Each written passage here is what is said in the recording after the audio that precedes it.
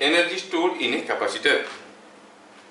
Syllabus में लिखा है energy stored in a capacitor is there in the included in the syllabus but derivation is not required, जबकि derivation 2 line का है, आराम से हो जाता है।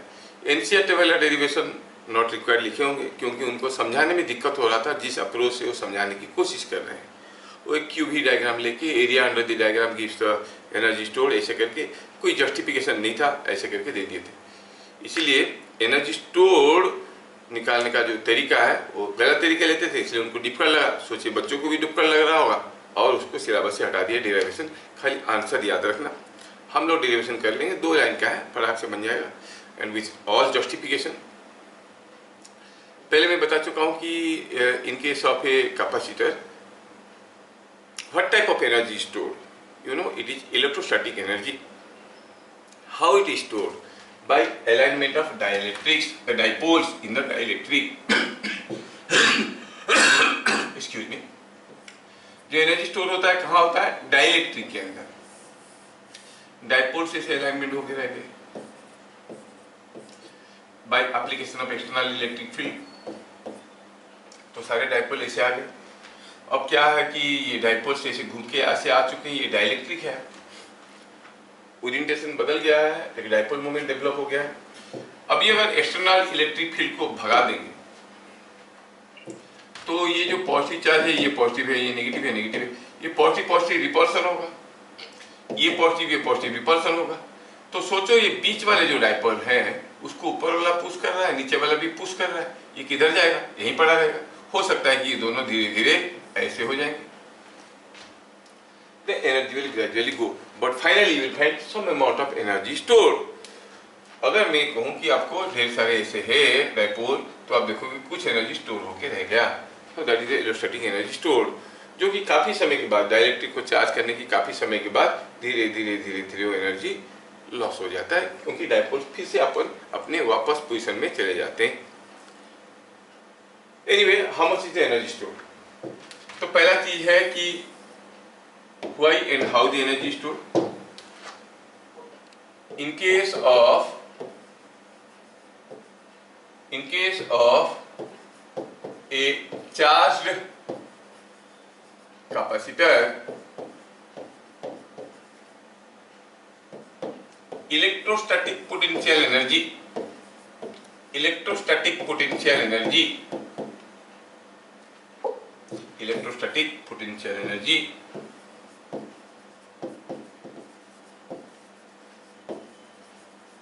is stored in the dielectric. मैं क्यों लिखवाया है स्टेटमेंट? क्योंकि आता है how much is the energy stored, where is the energy stored, कहाँ एनर्जी स्टोर्ड है? In the dielectric. डाइलेक्ट्रिक के अंदर ही एनर्जी रहता है। कैसे रहता है? In terms of alignment of dipoles, लेकिन पूछा नहीं तो मैं बताया नहीं, समझ में? The energy stored in the dielectric. कितना एनर्जी है? चलिए सपोज हम कहेंगे कि कोई एक आइसोलेटेड सिस्टम ऑफ चार्जेस में हम लोग पढ़ चुके हैं। अगर Q1, Q2, Q3, Q4 ऐसे करके ढेर सारे चार्जेस है, कहाँ पे? A, B, C, D, E पे है, for this isolated system of charges. अगर मुझे पूछा गया what is the energy stored in the system, तो हम कहते थे कि half of sum of potential energy associated with individual charges. सबका पोटेंशियल एनर्जी निकालो, जोड़ो, आधा कर लो, that will be giving the energy of the system. तो क्या लिखते थे? Q1 into potential of A is the potential energy of this one, plus Q2 into potential of B, ऐसे करके सबका लिखो, जोड़ दो, आधा कर दो, आपको एनर्जी सिस्टम का मिल जाएगा। ये सब चीजें हम लोग पढ़ चुके हैं इलेक्ट्रोस्टैटिक्स में। अब हम निकालना चाहते हैं energy stored in a capacitor. Let us consider a capacitor C charged to V volt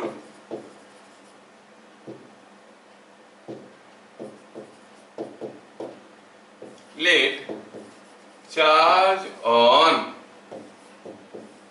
capacitor is C, sorry is Q.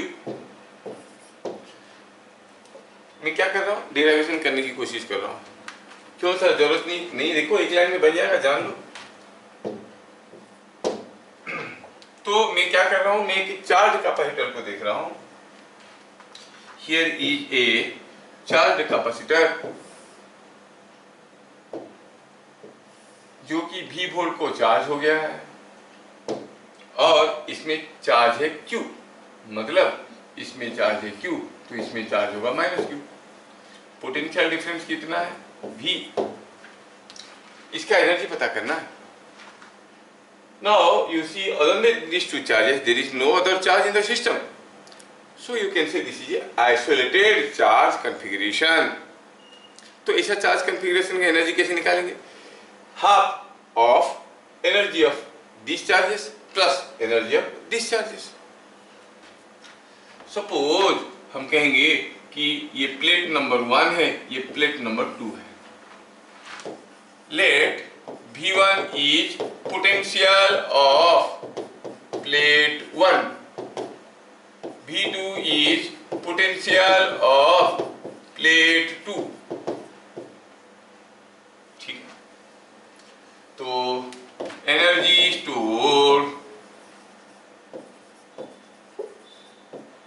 in the capacitor, in the isolated capacitor is equal to half of इसका energy plus इसका energy. ये जो Q charge है इसका energy कितना है, it is at a point, it is on a plate whose potential is V1, so it is Q into V1। और ये चार्ज है -Q, इसका पोटेंशियल कितना है V2, so this way you find this is the energy store. Simple है, जो हम लोग जानते थे, potential of this plus potential of this by 2। अब यहां से हम Q को कॉमन ले सकते हैं, अंदर रह गया V1 माइनस V2। अगर ये प्लेट का पोटेंशियल है V1, ये प्लेट का पोटेंशियल है V2, what is the potential difference, V1 minus V2। What is the V1 minus V2, the potential difference across the plates, we have assumed it to be V। तो आप कहोगे this is equal to half QV। कितना easily prove हो गया है कि नहीं। Energy stored in the capacitor is half QV। क्या मैं समझा पाया, ठीक। Now let us go to the next point, point number 3, energy stored in capacitor. अभी तो देखें is equal to half QV, जबकि आपको मालूम है ये Q is equal to CV है। आपको ये रिलेशन मालूम है, charge on the plates is equal to capacitance into potential difference. तो Q के जगह अगर CV लिखेंगे तो Q की जगह CV लिखो तो क्या बन जाएगा, हाफ CV स्क्वायर। और हम V के जगह भी तो लिख सकते हैं Q/C, और V के जगह Q/C लिखेंगे तो हो जाएगा Q square by 2C। And if they are all in SI units, Q is in coulomb, C is in farad, the unit comes out to be in joules, because this is the energy stored। ध्यान रहे, the unit of half CV square और QV to this joules। Sir इसे बोल देने से मान लेंगे क्या, अरे नहीं मानो, वोल्ट क्या था, V क्या था, it was watt done per unit charge, joules per coulomb into coulomb, क्या हो गया joules। So QV is joules, तो half CV square is joules, Q square by 2C is joules। क्या बात समझ में आया। अब कौन सी जगह पे कौन सा फॉर्मूला लगाएंगे वो हमारे प्रैक्टिस के ऊपर डिपेंड करता है। We'll see them all, but have patience, let us see। Here is a capacitor, अभी हम लोग देखें, और we have connected it across a battery say of potential difference V। तो फाइनली इस कैपेसिटर के क्रॉस में पोटेंशियल डिफरेंस V हो जाएगा और एनर्जी स्टोर हो जाएगा हाफ CV स्क्वायर। वेल, अभी ये जो कैपेसिटर के ऊपर चार्ज Q है कहां से आया? बैटरी ने दिया। So this Q coulomb charge is supplied by the battery. अगर बैटरी का पोटेंशियल डिफरेंस V है, मतलब क्या है? मतलब है the work done in moving a 1 coulomb charge from here to here is V. It has supplied a Q coulomb charge. So what is the work done? Q into V. तो battery ने कितना वार किया? QV. Battery ने कितना energy supply किया? QV. समझ में आया क्या? तो हम कहेंगे as Q is charge supplied by battery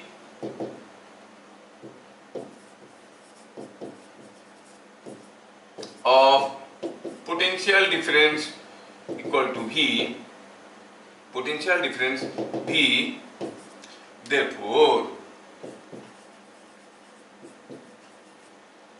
energy stored, energy supplied rather, energy supplied by battery, battery ने कितना एनर्जी दिया? V पोटेंशियल डिफरेंस में Q चार्ज दिया है तो एनर्जी सप्लाइड इज QV। क्या मैं समझा पा रहा हूं? Is it understood? बैटरी ने एनर्जी दिया, बैटरी ने वीडियो लैग हो रहा है। वेरी गुड, थोड़ा सा देख लो, सब्र करो, हो जाएगा। तो energy supplied by the battery is equal to QV. This is the energy supplied by the battery. Is it okay? Energy supplied by the battery is QV.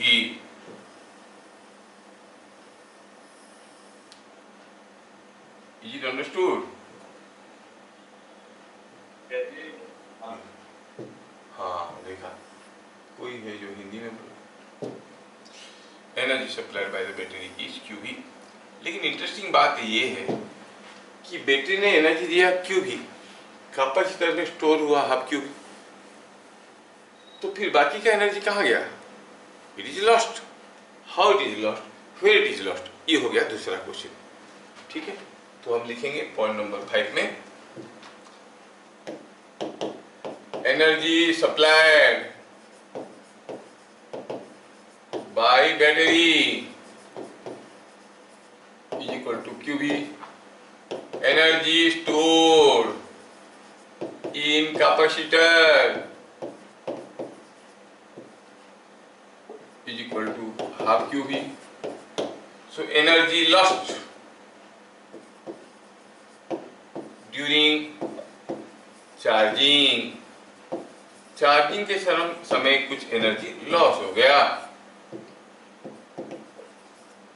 Equal to दिए QV रहा half QV, so it is QV minus half QV, that is equal to half QV। जितना store हुआ उतना loss हो गया। Why, how, where this loss takes place? इसको book में पूछते नहीं है, खाली पूछते हैं कि कहां पर ये एनर्जी लॉस होता है, क्यों होता है, नहीं पूछते हैं। The theory behind is classical theory of electromechanics. क्या कहता है?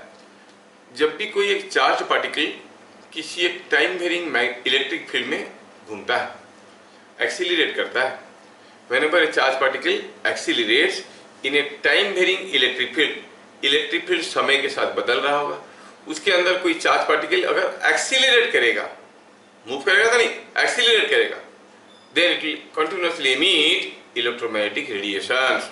आप लोग रदरफोर्ड मॉडल पढ़े होंगे, और रदरफोर्ड बोले कि न्यूक्लियस चुपचाप बैठा है, शांत है, किसी के साथ कोई इसका इंटरेक्शन नहीं है, इलेक्ट्रॉन उसके चारों तरफ गोल गोल घूमता है। तो बोर बाबा निकल के आए, बोले कि अगर ये इलेक्ट्रॉन घूमेगा तो यहाँ पर जब इलेक्ट्रॉन था उसके साथ एसोसिएटेड जो इलेक्ट्रिक फील्ड था वो ऐसे था, जब इलेक्ट्रॉन यहाँ पर आया इलेक्ट्रिक फील्ड ऐसा है, और जब इलेक्ट्रॉन यहाँ पर आया इलेक्ट्रिक फील्ड ऐसा है। इसका मतलब the electric field associated with the electron is continuously changing with time. Not only that, as it is moving in a circular path, it is undergoing acceleration. You know that is called centripetal acceleration. So now here is a case of accelerating charge particle in a time varying electric field. then what will happen? The electron will continuously emit energy. उसके पास जो energy है उसको in terms of photon वो emit करेगा, और energy emit करेगा तो धीरे धीरे धीरे धीरे आके इसमें गिरेगा। तो रदरफोर्ड महाराज कुछ नहीं बोल पाए। अरे हाँ, तो मतलब में गड़बड़ हो गया, Rutherford model fail because he could not justify how come this energy is still remaining with the electron। बोले कि घूमेगा तो उसका एनर्जी तो उड़ जाएगा सब। तो जब भी हम उसमें नहीं जा रहे हैं, हम ये बता रहे हैं कि जब भी कोई चार्ज पार्टिकल किसी एक टाइम वेरिंग इलेक्ट्रिक फील्ड में एक्सीलरेट करेगा, it will automatically emit electromagnetic waves. अब जब आप किसी कैपेसिटर को चार्ज कर रहे हो, ये हुआ आपकी कैपेसिटर का डाइलेक्ट्रिक, ये उसके अंदर की डाइपोल, आपने दिया इलेक्ट्रिक फील्ड, तो जैसे इलेक्ट्रिक फील्ड दिया तो ये डाइपोल घूमने लगा, ये डाइपोल ऐसे घूमने लगा तो क्या हुआ, ये जो चार्ज है it is moving in a circular path like this, so there is certain acceleration associated with this. Simultaneously क्योंकि ये चार्जिंग हो रहा है तो चार्ज बढ़ रहा है, तो जो इलेक्ट्रिक फील्ड था Q by A epsilon, Q बढ़ रहा है तो E भी तो बढ़ रहा है। So the dipole is now rotating from this position to this position in a time varying electric field। तो होगा क्या, it will emit electromagnetic waves।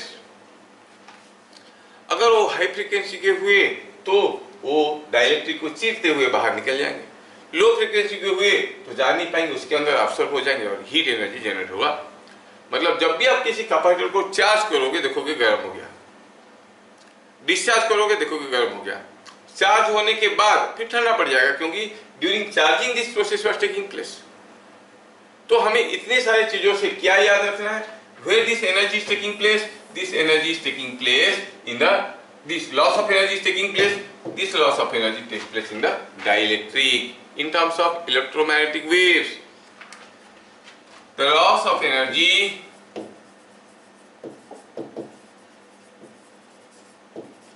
takes place in the dielectric। ये सारे 1 मार्क बड़े क्वेश्चन हैं in terms of electromagnetic waves। Photons बन के उड़ जाएंगे, इलेक्ट्रोमैग्नेटिक वेव्स। तो कैपेसिटर में हीट कब जनरेट होता है, जब ये चार्ज हो रहा है या फिर डिस्चार्ज हो रहा है। जब ये चार्जिंग होगा या फिर डिस्चार्जिंग होगा तभी ये गर्म हो जाएगा। कैपेसिटर को आप चार्ज में लगाओ, देखोगे धीरे धीरे गर्म हो रहा है, कुछ समय पूरा चार्ज हो गया फिर ठंडा पड़ जाएगा। फिर इसको डिस्चार्ज करो, आप कोई चार्ज कैपेसिटर लेके उसका दोनों टर्मिनल को जोड़ के स्पार्किंग करवाओ। अब जानते हो स्पार्किंग होता है क्योंकि वो डिस्चार्ज होता है। देखो ऐसे स्पार्किंग करवाया, इधर कैपेसिटर गर्म हो गया because it is discharging, again the dipoles are all reorienting themselves. समझ में आ गया? तो the loss of energy takes place in the dielectric. Point number 6। अब हमारे पास एक कैपेसिटर है और उसके अंदर एक डाइलेक्ट्रिक है। जो डाइलेक्ट्रिक दिखने में कुछ ऐसा है सपोज, और इस डाइलेक्ट्रिक में एनर्जी स्टोर है। ठीक है, हाँ बोलो। जब डिस्चार्ज होगा तब क्या होगा? डिस्चार्ज होगा वो फिर से वापस जाएंगे, तो भी इलेक्ट्रिक फील्ड में फिर से घूम रहे हैं। इलेक्ट्रिक फील्ड घट रहा है क्योंकि पोटेंशियल डिफरेंस घट रहा है, तो इलेक्ट्रिक फील्ड घट रहा है। इलेक्ट्रिक फील्ड घट रहा है मतलब समय के साथ बदल रहा है और डाइपोल फिर से घूम रहे हैं, तो ये बात होगा। सर हाफ चार्ज होने में लॉस रहता है, डिस्चार्ज होने में भी हाफ लॉस हो जाएगा। Yes yes yes yes yes yes. अरे चार्ज होने में हाफ लॉस हो जाता है, डिस्चार्ज होने से भी हाफ लॉस हो जाएगा। इंटरेस्टिंग बात ये है कि ये अगर मैं डायरेक्टली इसको डिस्चार्ज कर रहा हूं तो हाफ लॉस हो रहा है, अगर मैं V वोल्ट से 0 वोल्ट में ले आया हाफ लॉस हो गया, V से V/3 में लाया तो हाफ लॉस नहीं होगा, कुछ दूसरा होगा। इसीलिए तो कैपेसिटर एनर्जी स्टोर करने के बावजूद हम लोग कैपेसिटर को एनर्जी स्टोरेज डिवाइस जैसे यूज नहीं करते हैं। क्यों बैटरी खरीद कर आएंगे? कैपेसिटर ले आओ, चार्ज कर लो, जब पावर चले जाएगा उसको डिस्चार्ज करो। क्यों नहीं करते हैं? एक तो हुआ कि चार्जिंग में लॉस, डिस्चार्जिंग में लॉस। अगर आप 100 जूल दिए उसको रखेगा 50 जूल, मांगोगे वापस करो देगा 25 जूल। मतलब 100 जूल के बदले मिला 25 जूल। ये तो हुआ एक रीजन। दूसरा हुआ it is not a constant voltage source. जैसे जैसे आप एनर्जी इससे निकालने लगोगे चार्ज घटने लगेगा, पोटेंशियल भी घटने लगेगा। हमें कांस्टेंट वोल्टेज का चाहिए, कोई बैटरी है तो 5 वोल्ट का, 3 वोल्ट का, 1.5 वोल्ट का चाहिए। अब ये कैपेसिटर का जैसे जैसे आप डिस्चार्ज करोगे उसका वोल्टेज भी घट जाएगा। It is not acting as a constant voltage source और क्या हो रहा है इसमें, एनर्जी लॉस भी हो रहा है। समझ में? इसलिए कैपेसिटर को एनर्जी स्टोरेज डिवाइस जैसे यूज नहीं करते, नहीं तो हम कैपेसिटर में ही एनर्जी स्टोर कर लेते। हाँ, कुछ जगह जहां पर एनर्जी बहुत कम समय के लिए चाहिए वहां पर हम लोग इसको एनर्जी स्टोरेज डिवाइस जैसे यूज करते हैं। थोड़े से समय के लिए चाहिए एनर्जी, फटाक से डिस्चार्ज होगा तो चाहिए। ठीक है ना? आप लोग पुराने कैमरा जो लोग यूज कर रहे हो, आजकल तो डिजिटल कैमरा आ गया। पुराने कैमरे में क्या होता था, पहले इसको आप चार्ज करते थे, उसमें जब उसको आप स्विच ऑन करोगे, क्लिक करोगे तो एक फ्लैश लाइट ग्लो करता था। फिर फ्लैश लाइट ग्लो किया, फिर थोड़ी देर में कूं करके वो चार्ज होगा, फिर से करोगे तो फिर होगा, तुरंत मारोगे तो फ्लैश लाइट ग्लो नहीं होता था। और वैसे भी वो कैमरा में 1.5 वोल्ट का एक बैटरी है और वो फ्लैश लाइट इतना जोर से ग्लो करता है, ये 1.5 वोल्ट का बैटरी इतना एनर्जी तो दे नहीं सकता। फिर होता कैसा है इतना हाई वोल्टेज का, होता कुछ ऐसा है। जान लो, कब जानोगे ये सब चीजें, आप भी स्कूल में प्रोजेक्ट वगैरह कर सकते हो। हाँ, ये तो बताएंगे क्या होता है इसमें। देख लो, ये हुआ आपका एक प्लेट, इस प्लेट में एक होल है, ठीक है, और यहाँ पर है आपका फ्लैश लाइट वाला बल्ब, ठीक है, ये जो है एलईडी है जो भी है, और ये इसके साथ कनेक्टेड है, और ये फ्लैश लाइट वाले का दूसरा टर्मिनल, और क्या है यहाँ पर है कोई एक दूसरा प्लेट ऑफ दी कैपेसिटर, और आपका जो बैटरी लगाए हो आप, ये कुछ ऐसे कनेक्टेड है, ठीक है। अब यहां से ये ऐसे कनेक्टेड है। हियर इज ए स्विच, जिसको आप प्रेस करोगे तो फोटो उठेगा। ये स्विच के नीचे क्या हुआ है, लगा है ऐसे एक डंडा थ्रू दिस होल जो इसको पुश कर रहा है, और यहाँ पे लगा है स्प्रिंग, मतलब प्रेस करके छोड़ दोगे फिर से ऊपर वापस आ जाएगा। नाउ जैसे ये रहा, ये कैपेसिटर चार्ज हो गया, कैपेसिटर चार्ज हो गया। अब आप इसको पुश किए तो क्या हुआ, ये जो प्लेट है वो धीरे धीरे नीचे आने लगा। अरे यार, अरे आता नहीं, अब हाँ नीचे आने लगा। जैसे नीचे आने लगा ये बैटरी से डिस्कनेक्ट हो गया। नाउ ये charge capacitor disconnected from battery, what will remain constant, Q constant रहेगा। अच्छा, अब इसमें क्यू कांस्टेंट रहेगा, लेकिन जैसे जैसे आप इसको दूर लेने लगे तो क्या हुआ, डिस्टेंस बिटवीन प्लेट्स बढ़ने लगा, और कैपेसिटेंस होता है A epsilon by D, D बढ़ने लगा तो सी घटने लगा, जबकि क्यू कांस्टेंट है। तो इसके क्रॉस में जो पोटेंशियल डिफरेंस है वीसी, वो क्या है, क्यू बाई सी। डी बढ़ने लगा, सी घटने लगा, सी घटने लगा तो पोटेंशियल डिफरेंस बढ़ने लगा। मान लो कि पहले इन दोनों प्लेट के बीच में गैप 1 मिलीमीटर था, आपने पुश करके 6 मिलीमीटर कर दिया, तो वोल्टेज था कितना, 1.5 वोल्ट, डी को 6 टाइम्स कर दिए तो अब पोटेंशियल डिफरेंस हो जाएगा 9 वोल्ट। तो पोटेंशियल डिफरेंस हुआ 9 वोल्ट, लेकिन आपने इसको पुश करते करते करते करते क्या किया, लाके इसको यहाँ से लाते पुश करके नीचे, अरे आता नहीं है बड़ा, हाँ पुश करते करते जब नीचे लाया, आके यहाँ पर आके टच कर गया, किसके साथ, ये बल्ब के साथ। Now what is the potential difference across the bulb, 9 volt, फचाक करके ग्लो करेगा ये, समझ में, the bulb will glow, discharge हो गया। So you from a 1.5 volt source you are getting a high voltage of 9 volt, और क्योंकि उसके बाद फिर से आप इसको छोड़ेंगे, फिर से वापस गया, नीचे भी स्प्रिंग होगा, वापस आया, फिर इसके साथ चार्ज हुआ, फिर से फोटो उठाया, फिर से नीचे गया। So it creates spark instantly discharge करने के लिए। इसमें क्या है, कांस्टेंट वोल्टेज की जरूरत नहीं, तो two plates are just connected by a wire, तो इमीडिएटली डिस्चार्ज हो जाता है and you get a huge light here. हाँ, तो हम लोग कहाँ थे, क्या ये चीजें समझ में, आप ये चीजें कर सकते हो, सिंपल सा चीज, कितना सिंपल अरेंजमेंट है। हाँ, तो बात कर रहे थे कि कोई एक कैपेसिटर की दो प्लेट के बीच में, ये एक प्लेट हुआ, ये दूसरा प्लेट हुआ, ये दोनों प्लेट के बीच में आपके पास एक डाइलेक्ट्रिक रखा हुआ है, let us assume this is the dielectric. ये डाइलेक्ट्रिक है जो कि चार्ज हो गया। अगर हम कहेंगे ये प्लेट सेपरेशन D है और प्लेट एरिया A है और इसमें जो एनर्जी हो En है, कहाँ स्टोर है? इसके अंदर। कैसे स्टोर है? In terms of dipole moment. ये ऐसे स्टोर होकर एनर्जी रह गया। तो यहाँ पर एक टर्म आता है जो बहुत इंपॉर्टेंट है, that is what is called energy density. Energy density को हम, चलो कोई सिंबल नहीं लेते हैं, एनर्जी डेंसिटी क्या है? It is energy store per unit volume of dielectric, per unit volume of dielectric. कितना एनर्जी स्टोर है? You know it is half QV। अच्छा, divided by volume of dielectric, it is half QV। थोड़ा ढंग से लिखे, सुंदर दिखेगा। ये हाफ है, ये QV। ये डंडे को सीधा करो, चला आ जाओ। यस, और ये हो गया वॉल्यूम। तो वॉल्यूम कितना है डाइलेक्ट्रिक का? अगर प्लेट एरिया A है, ये थिकनेस D है, तो डाइलेक्ट्रिक का वॉल्यूम कितना होगा? A into D। तो हम कहेंगे it is half QV by AD। Energy stored per unit volume मतलब जूल्स पर मीटर क्यूब।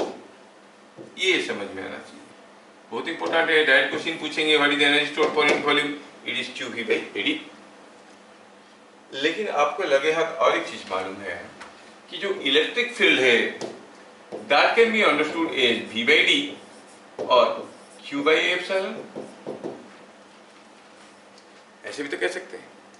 तो V बाई D के जगह हम E लिख सकते हैं और Q बाई A के जगह E इंटू एप्सिलॉन लिख सकते हैं। क्या मेरी बात समझ में आ रहा है? तो Q बाई A के जगह लिखेंगे E into epsilon, V by D के जगह लिखेंगे E, तो ये मिल जाएगा half E square epsilon. Does not depend upon the dimension of the dielectric, depends upon the relative, the permittivity and the external electric field.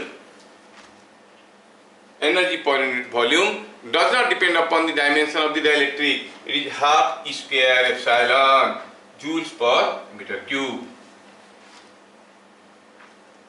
समझ में आया क्या? So we observe that energy density is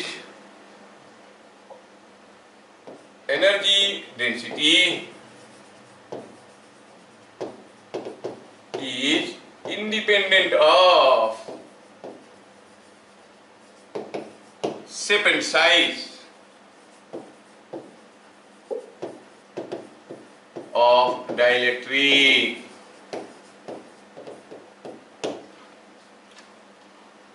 Depends upon the nature of the dielectric. Energy stored per unit volume is half E square epsilon.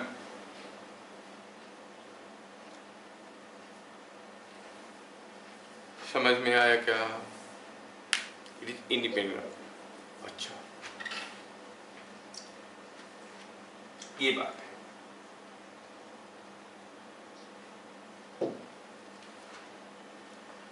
लगे हाथ, क्योंकि हम लोग थोड़ा पढ़े, तो अगर कोई पूछेगा कि conducting sphere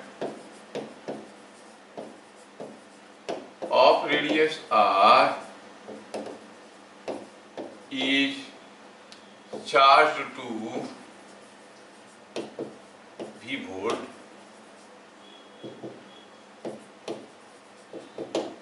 find the energy associated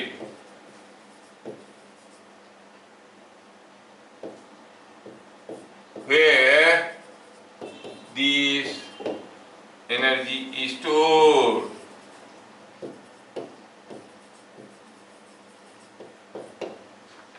तो कोई कंडक्टिंग स्फीयर अगर उसको V वोल्ट को चार्ज कर दिया गया तो कितना एनर्जी होगा? हम लोग पहले भी पढ़ चुके हैं। जो लोग अच्छे बच्चे हैं उनको याद भी होगा कि कंडक्टिंग स्फीयर का रेडियस अगर r है, चार्ज q है, what is energy associated with it. कुछ लोग कैलकुलेट करके निकालना चाहते हैं, भूल गए। हाँ कर कर जल्दी जल्दी कर। बताए थे हम इलेक्ट्रोस्टैटिक्स में energy associated with conducting sphere of radius r।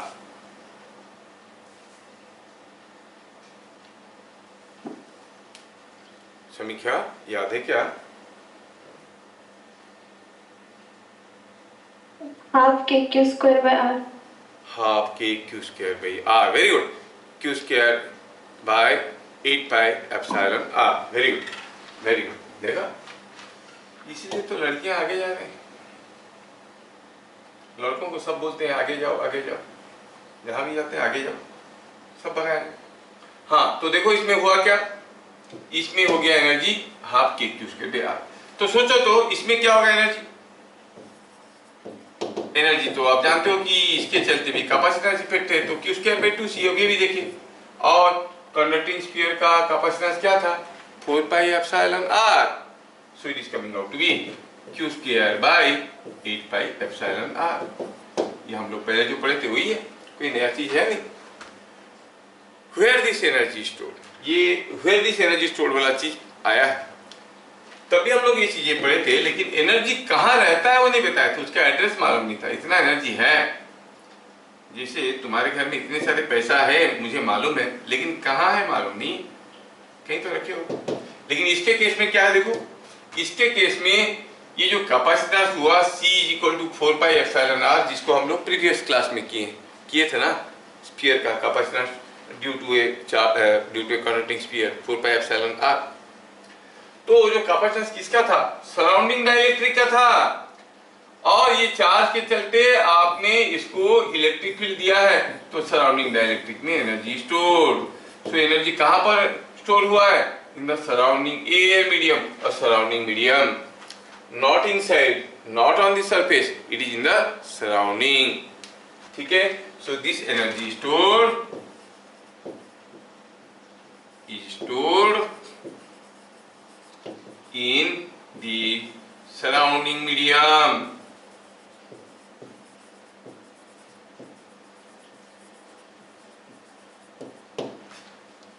क्या बात समझ में आया? यस। तो energy associated with a capacitor का थ्योरी यहाँ पे खत्म होता है। Let us C some numericals.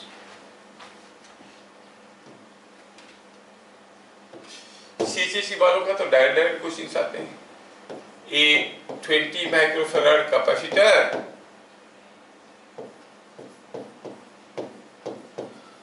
was charged to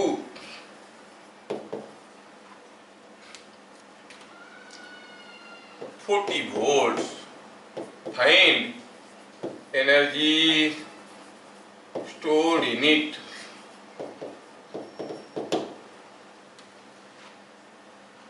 कितना सिंपल है। एनर्जी स्टोर का जो फॉर्मूला है वो है half C V square. Half C हो गया 20, भी हो गया 40 का स्क्वायर, और ये 20 माइक्रोफैराड था इसलिए -6। So it coming out to be 16000 yes yes microjoules. क्या बात समझ में आया? कितना सिंपल है। सिंपल है लेकिन यही आएगा। अच्छा next question number 2।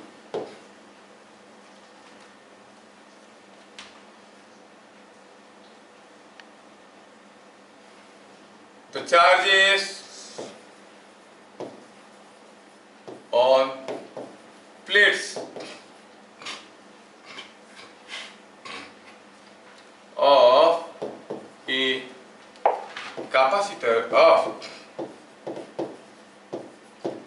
10 microfarad are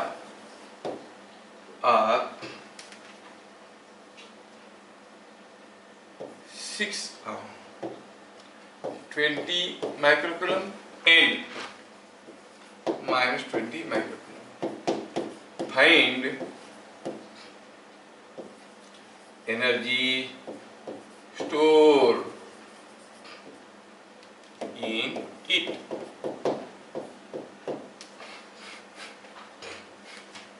तो किसी कैपेसिटर की दोनों प्लेट में, एक में Q हुआ तो दूसरा में -Q हुआ, खाली 10 माइक्रोकूलम 20 माइक्रोकूलम बोलने से चलता, कंफ्यूज करने के लिए दे दिया, एक में 20 है दूसरे में -20 है। Don't confuse. कितना चार्ज है कैपेसिटर में? 20 माइक्रोकूलम। तो आप कहोगे जो एनर्जी स्टोर है वो कितना सिंपल है कि Q²/2C वाला फॉर्मूला लगाओ। 20 माइक्रोकूलम का स्क्वायर, 20 माइक्रोकूलम का स्क्वायर बाई अरे भागे, बाय Q²/2C। 2C कितना? C है 10 माइक्रोफैराड। 10 इंटू 10 पावर -6, थोड़ा मारपीट करो तो 20 माइक्रोफैराड हो गया, तो ये हो गया 20 माइक्रो जूल्स। क्या बात समझ में आया? Yes.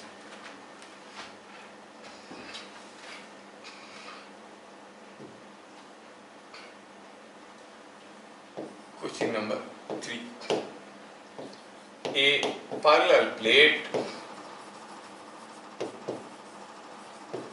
air capacitor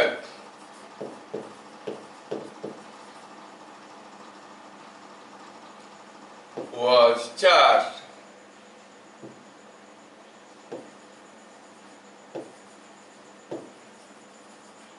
and then disconnected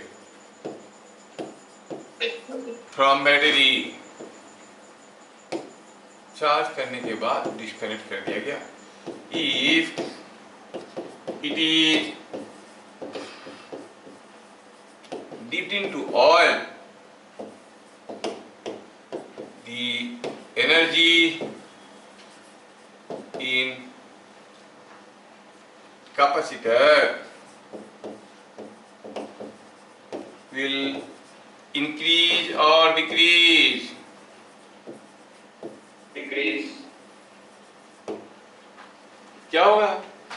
charge करने के बाद हम डिस्कनेक्ट कर दिए हैं। यस यस यस, चार्ज करने के बाद डिस्कनेक्ट कर दिए हैं। क्या बोलोगे बताएगा? चार्ज करने के बाद अगर हम डिस्कनेक्ट कर देते हैं, what will be constant? Capacitor को चार्ज किए, उसके बाद बैटरी से डिस्कनेक्ट कर दिए, what will be constant on the capacitor?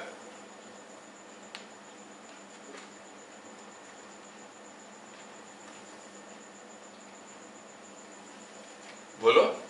एक capacitor was charged and then it was disconnected from the battery, battery से डिस्कनेक्ट कर दिए, what is constant for the capacitor now? C, Q, V में से sir भी अरे battery disconnect कर दिए तो हम बताए थे कि प्लेट के ऊपर जो चार्जेस है वो चार्ज कहाँ जाएंगे? वहीं पड़े रहेंगे। डिस्कनेक्ट कर दिए, कहीं नहीं जा सकते। Once battery is disconnected, Q remain constant. अभी तो थोड़ी देर पहले बताया भाई, इट वाज 20 माइक्रोफैराड। इसमें लिखा ना बैटरी डिस्कनेक्ट कर देने से क्या होता है? अच्छा लिखे नहीं, इससे पहले लिखे थे बैटरी डिस्कनेक्ट कर दो तो चार्ज कांस्टेंट रहता है। सो क्या लिखेंगे? एज बैटरी इज डिस्कनेक्टेड, क्या कांस्टेंट रहता है? Q is constant. Then what about energy? तेल में डुबा दिए, C क्या होगा? C का वैल्यू क्या है? A epsilon by D। आपने ऑयल में डुबा दिया, एयर कैपेसिटर था, ऑयल में डुबा दोगे तो एप्सिलॉन R बढ़ जाएगा, तो कैपेसिटेंस विल इंक्रीज और डिक्रीज? इंक्रीज, कैपेसिटेंस बढ़ गया। Now energy is Q²/2C। C increase करेगा तो energy will decrease. Q constant है, so you say the energy in the capacitor will decrease। क्या बात समझ में आया? यस, एनर्जी डिक्रीज कर जाएगा।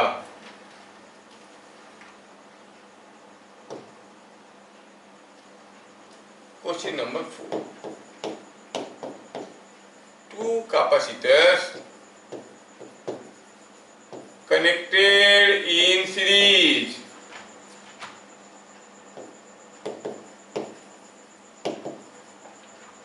have energy in ratio 2:3.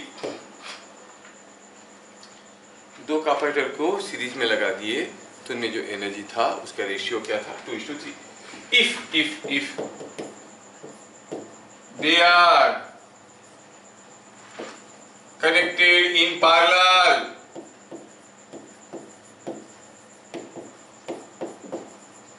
what is ratio of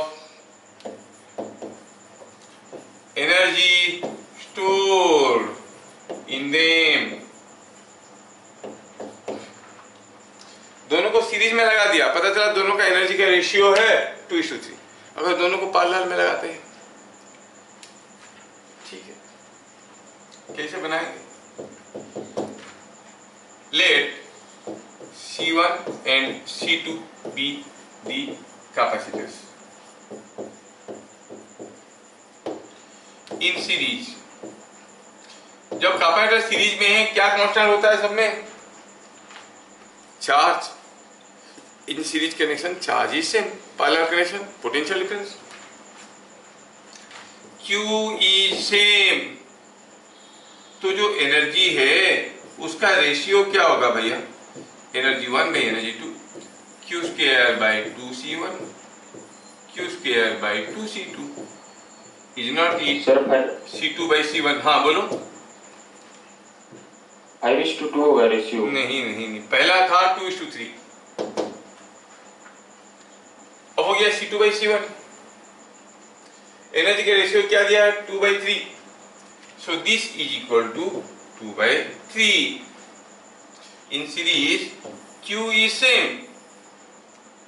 energy का रेशियो दिया है, कितना दिया? एनर्जी का रेशियो दिया है 2:3. मतलब Q square by 2C1 into Q square by 2C2 is equal to 2:3. क्या बात समझ में आ रहा है? This is equal to 2:3. समझ में आ रहा है कि नहीं आ रहा है? बोलो. मैं निकाल रहा हूं एनर्जी का रेशियो. एनर्जी का फॉर्मूला क्या है? Q कांस्टेंट है तो Q square by 2C1 divided by Q square by 2C2, तो 2C2 ऊपर गया, दैट इज इक्वल टू 2/3. मतलब ये काट पीट के छोटा हो गया. C2 by C1 is 2/3. वो जो दो कैपेसिटर है उनका कैपेसिटी का रेशियो क्या है? 2/3. लेकिन हमें पूछा है कि अगर वो पैरेलल में होते तो क्या होगा ratio? When in parallel, parallel में क्या बराबर होता है? V is same. अब एनर्जी का रेशियो क्या होगा? En1 by En2. It is half C1 V square by half C2 V square. दोनों का V बराबर है, तो इससे पता चला it is C1 by C2. लेकिन हम अभी भी निकाले हैं कि C2 by C1 बस 2/3, तो C1 by C2 क्या हो जाएगा? 3/2. सिंपल सा है. It will be equal to 3/2. क्या बात समझ में आया? यस. अगला क्वेश्चन, ये था question number 4.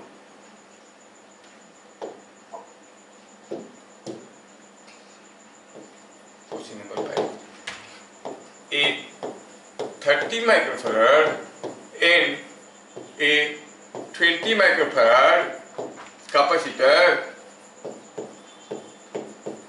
are in parallel across a battery. If energy stored 30 microfarad is 1500 microjoules. Find total energy stored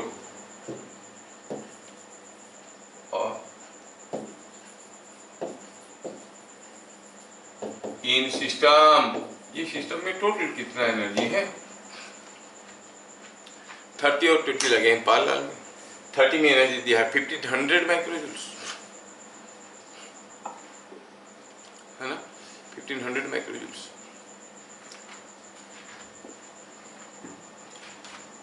अब हमें निकालना है कि दिया है कि 30 माइक्रोफैराड है और दूसरा है कितना 20 माइक्रोफैराड ड्यूरिंग पार्लर। आप जानते हो कि इन parlour V is same। Now V is same across them, दोनों में बराबर है। क्यों? क्योंकि पार्लर है। तो half 30 into V square is equal to 1500 microjoules. ये माइक्रोफैराड था इसलिए मैं 1500 लिखा हूं। हाफ 20 इंटू V स्क्वायर कितना है मालूम नहीं है, energy in the second one. अब इतना अगर कंफ्यूज हो रहा है तो निकाल दो भी। कैसे निकालेंगे? Given half 30 into 10⁻⁶ V square is equal to 1500 microjoules, मतलब 10⁻⁶ जूल्स। सर 2.5 जूल होगा। Yes yes yes. तो यहां से V का वैल्यू कितना मिला देखो तो, ये हो गया कट गया, कितना हो गया? V हो गया 10। Yes yes yes 10 volt. क्या V 10 वोल्ट निकला? Yes sir 3750 micro. हाँ वो तो है, लेकिन V का वैल्यू कितना आया? 10 वोल्ट। V का वैल्यू आया 10 volt. Energy in 20 microfarad is half 20 10⁻⁶ 10 का square is equal to 1000 microjoule. तो टोटल एनर्जी कितना हुआ इसका है? देखो ये मैं यहाँ पर -6 लिखा हूं, यहाँ पर -6 लिखा हूं, तो यहाँ पर मुझे लिखना चाहिए 10⁻1000 into 10⁻�6 joules, but that you know is same as 1000 microjoules. So total energy क्या हो जाएगा? एक में था 1500 माइक्रोजूल, दूसरे में 1000 माइक्रोजूल, मिलके हो गया 2500 माइक्रोजूल। क्या बात समझ में आया? So the total energy stored is 2500 microjoules. Question number 6. A 20 microfarad capacitor was switched on across a 10 volt battery. Find energy supplied by the battery. पूछा है बताओ कितना एनर्जी सप्लाई करेगा? 2000 माइक्रोजूल। ये क्या करना है? ये दिया है माइक्रोफैराड, ये दिया है वोल्ट। तो पहले हम निकालेंगे कि एनर्जी सप्लाइड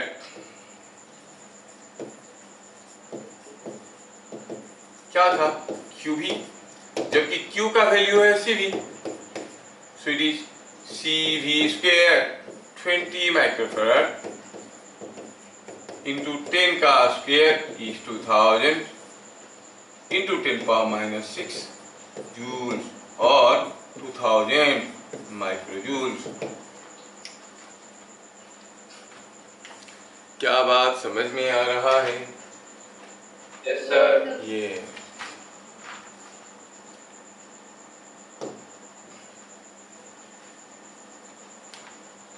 बहुत समय है हमारे पास। Next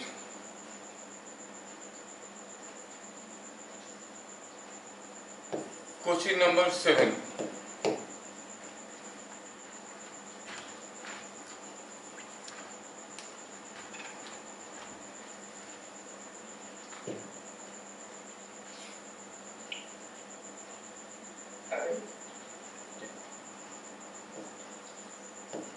question number 7,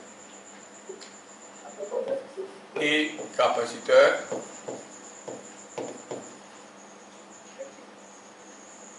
(20 microfarad) was charged to 10 volt. Then it was disconnected from battery and connected across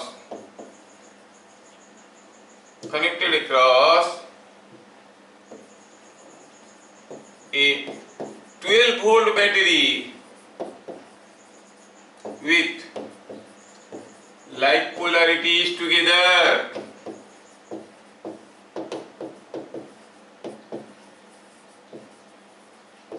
Find heat generated. कितना हीट जनरेट होगा बताओ। थोड़ा सा डिफिकल्ट क्वेश्चन है, बोर्ड वाले नहीं पूछेंगे। जिन लोगों को मजा नहीं आ रहा है आंख बंद करके थोड़ा देर के लिए सो सकते हैं। मैं देख रहा हूं कि कौन कौन सो रहे हैं।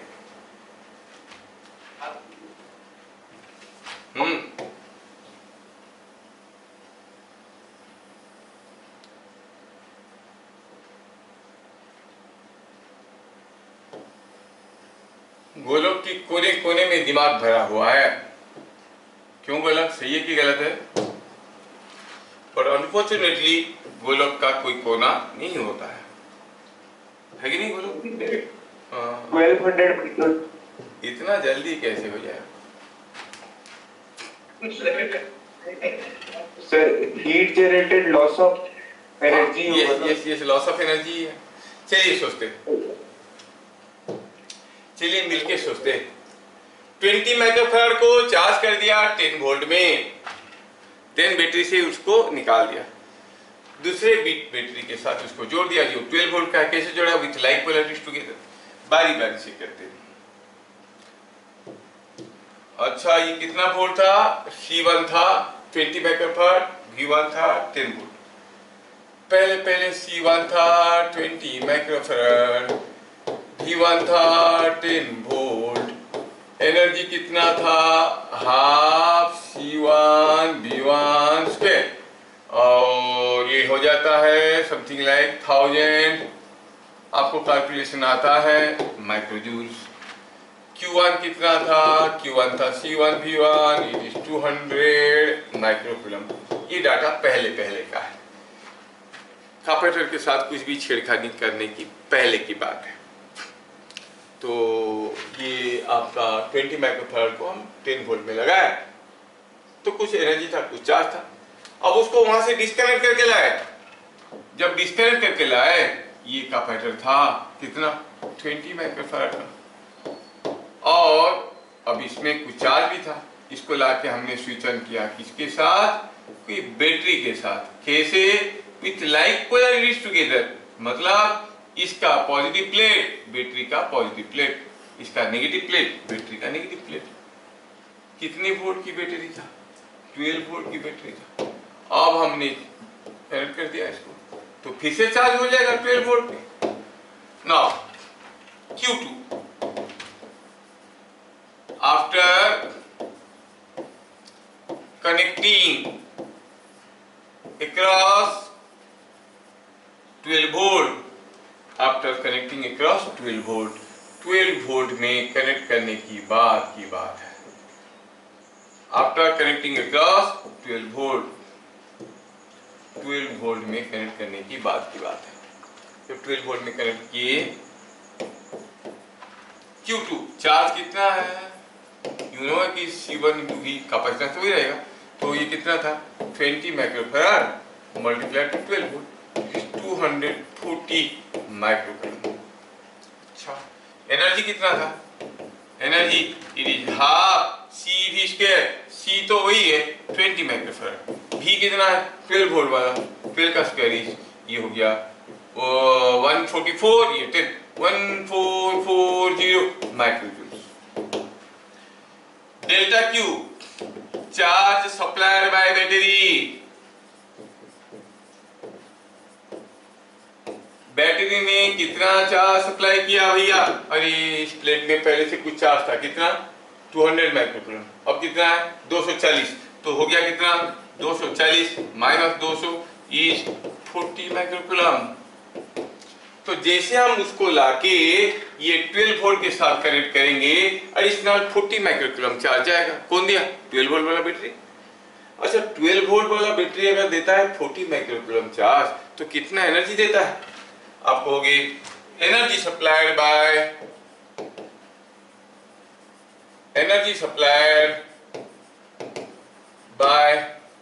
12 वोल्ट बैटरी, ये कितना दिया, कितना चार्ज दिया था 40 microcoulomb multiply to 12 volt is coming out to be 480 माइक्रोजूल्स।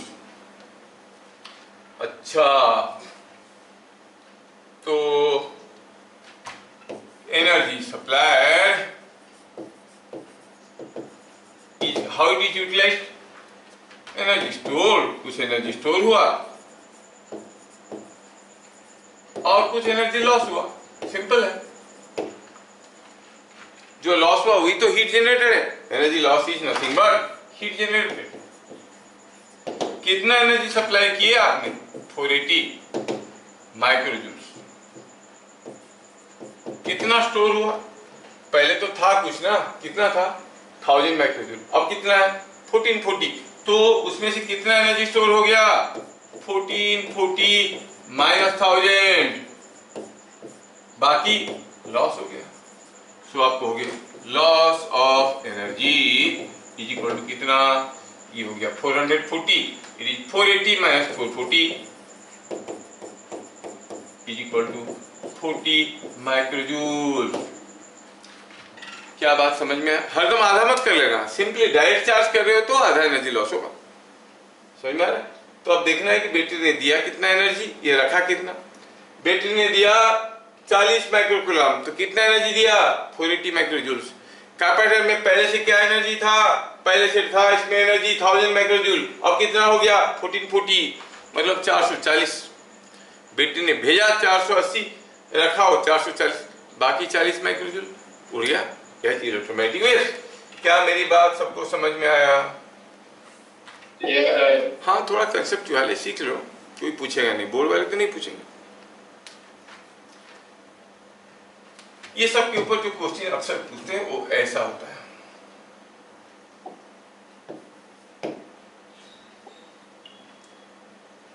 A capacitor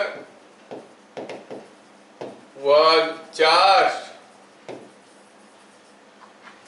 and disconnected from battery if plate separation is, चार क्वेश्चन लिखवाऊंगा और ये चारों में से 1 मार्क वाला क्वेश्चन आने का चांस बहुत ज्यादा है। A capacitor was charged and disconnected from battery. If plate separation is increased,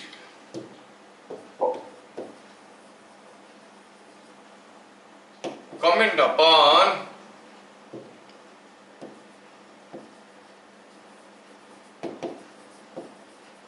variation of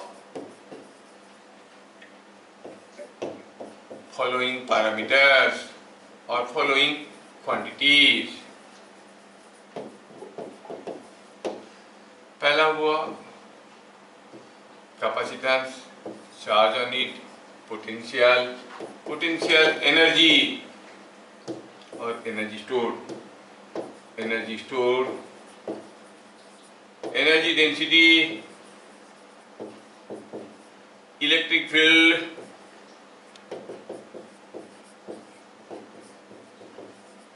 बस आपको बताना ये है कि चीजें बढ़ेंगे कि घटेंगे।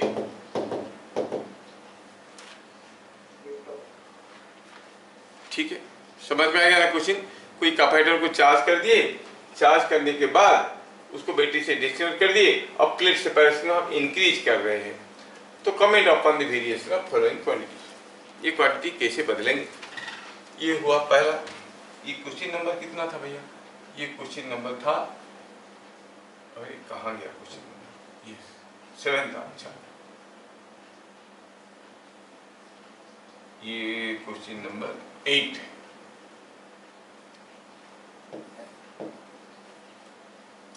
सेम क्वेश्चन को रिपीट करने वाला हूं। If battery is connected, if battery is connected क्या होगा? ठीक है, मैं इसको सेम क्वेश्चन को रिपीट करने वाला हूं।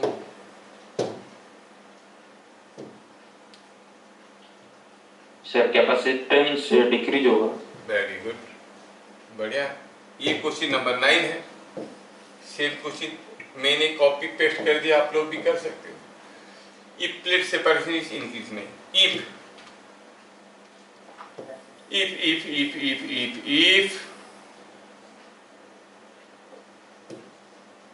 सर वोल्टेज इंक्रीज होगा। A dielectric is inserted between plates,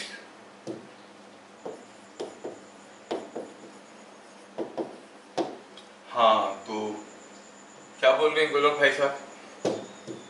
बोल रहे हैं कि कैपेसिटेंस क्या होगा? कैपेसिटेंस का फॉर्मूला क्या है? A epsilon by D. D बढ़ रहा है तो कैपेसिटेंस घटेगा, डिक्रीज होगा। हाँ तो क्यू क्या होगा बता दो? सर क्यू रिमेन कांस्टेंट होगा। यस, क्योंकि बैटरी डिस्कनेक्ट हो गया है, क्यू रिमेन कांस्टेंट। भी क्या होगा? सर वोल्टेज इंक्रीज होगा। क्यू बाई सी है, सी घट रहा है तो वी बढ़ेगा। देखो, ज्योतिर्मयी को उतारने में कोई दिक्कत तो नहीं हो रहा है?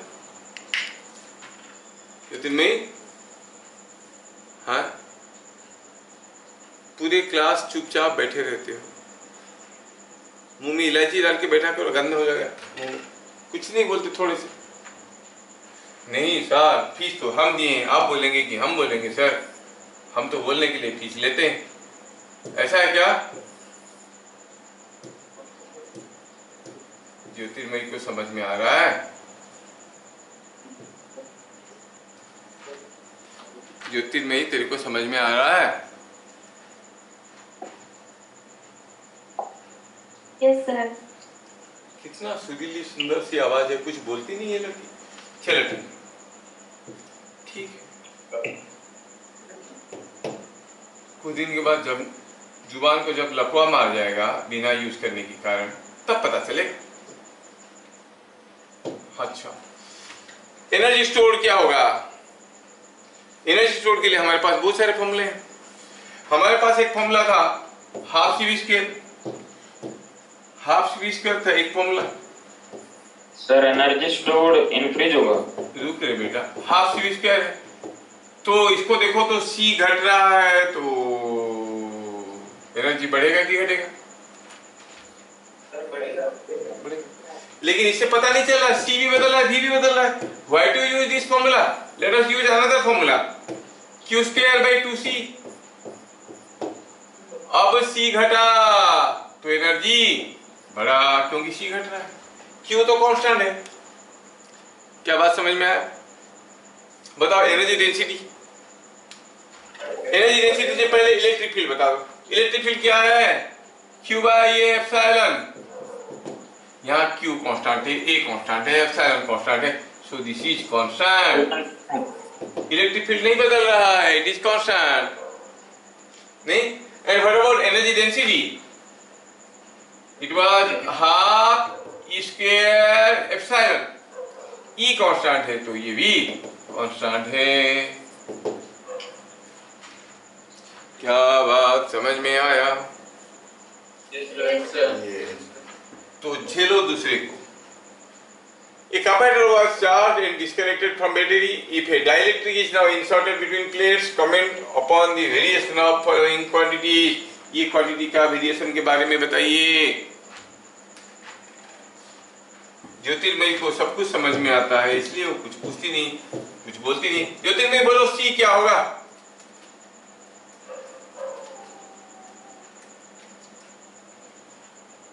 खुशी?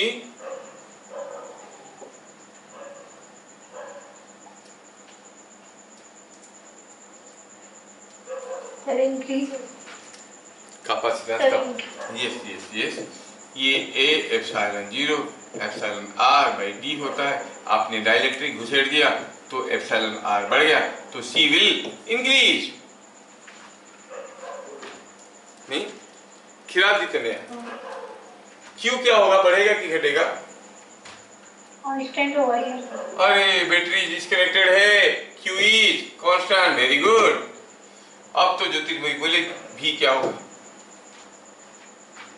घटेगी। इंक्रीज और डिक्रीज? डिक्रीज। मुझे खाली क्रीज सुनाई दिया, तो बड़ी चालाक। अब क्रीज बोल दो, सार को जो सुनना है वो सुन लेंगे। बोलो आई इंक्रीज और डिक्रीज? डिक्रीज। डिक्रीज, ये चालाकी बात हो, क्योंकि V होता है Q बाई C। अब V होता है Q बाई C, C बढ़ रहा है, Q कांस्टेंट है, तो ये डिक्रीज करेगा। Very good. जिज्ञासा? Energy store? Decrease. Energy store decrease करेगा। क्यों भैया, ऐसे आपको क्यों लगा? क्योंकि फॉर्मूला कहता है कि it is Q square by 2C। C यहाँ पे बढ़ रहा है तो एनर्जी घटेगा। बहुत बढ़िया। कभी इत्मीनान से सोचना, गया कहाँ? डिक्रीज किया तो एनर्जी तो कंजर्व है, गया कहाँ वो एनर्जी? फिर अगर डाइलेक्ट्रिक को खींच के बाहर निकाल देंगे, फिर से वापस आ गया, आया कहाँ से? ये सब तुम्हारे कोर्स में इंक्लूडेड नहीं है। मतलब पहले था, अभी वो लोग जो है धीरे धीरे आपका सिलेबस को रिड्यूस करने लगे, क्योंकि उनको मालूम नहीं है बच्चे इंजीनियरिंग करके ये सब यूज नहीं करने वाले हैं। क्या मालूम किसी साजिश की तरह वो लोग आपको ये भी कर रहे होंगे। आई तो डाउट माई